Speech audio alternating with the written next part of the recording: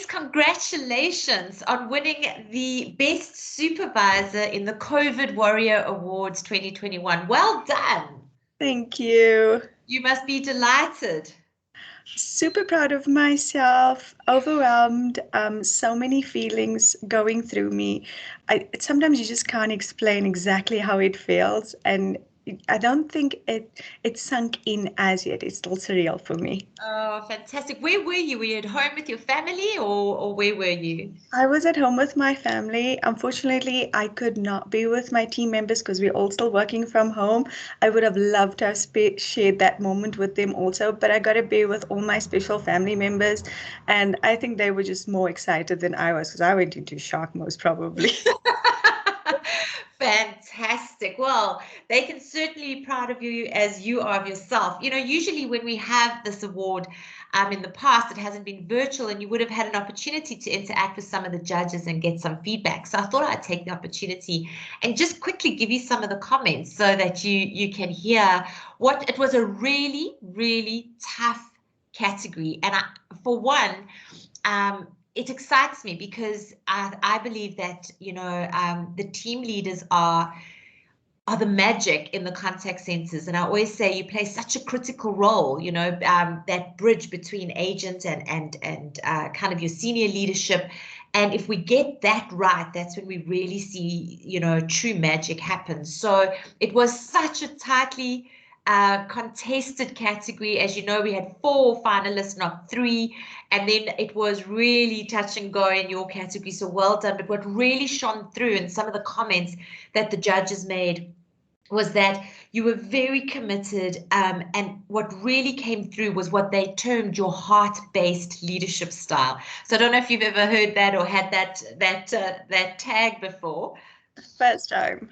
Okay, well, something to be very proud of. And they said the comments you made, you see your team as family, as an extension of family. And I think some of the phrases you used. So, for example, very respectful discipline was one of them that you used. And their comments were gentle, wise, very detailed, and I think most important, just impressive. So well done. Congratulations. Thank you so much. So there you go.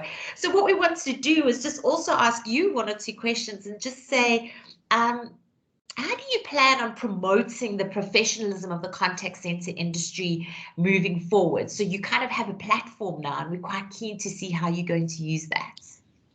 True. So I work with various leaders, and I believe that each of the leaders I work with have their own skills and their own ways of promoting professionalism. So the only way I think we can better this is currently we do collaborate, but I feel if we collaborate even more than we're currently doing that, we put all our skill sets together, all our ideas together, not only will we create a better professional way of promoting it, but at the same time, we will create one of the most highly performance teams you would find that will create one of the best contact centers that's out there. I know we're already doing it, but I think we can improve on it so much more. Okay, excellent. And when you've chatted to your team, what is some of the feedback that they've given you? They must be very proud. My team was so excited and so happy for me. They all feel it's so well deserved. And I think they were more happy for me than anybody else because they're very, very supportive. And like I said, a very loving family type of orientation team that I have. So just seeing how happy they were for me made me feel even like I really accomplished something. I really achieved something. And I made them proud because if it wasn't for them, I would not be where I am today. Awesome. Maybe you want to just take a couple of minutes, and I'd love to hear your approach to the awards. So obviously it was a 2-phased approach, the first one being the online submission and then the face-to-face interviews. And I'd love to see how you approached it, and if you could give some hints and tips to those who might be sitting in the wings wanting to do this next year, how, you know, sharing your journey through the awards process will probably inspire others to do the same. Sure. So my journey started around about just more than 10 years ago when I started at Sage. And I started as a call taker in the contact center. And at that moment in time, all you knew is that you want to grow and you want to improve your knowledge because knowledge is power. How I was going to do that, I had no idea. So I felt that the one thing I needed to do was find out what's important for myself. And by doing that and going through life challenges, I realized that the one thing I do enjoy is helping people. And by doing that, I found a passion.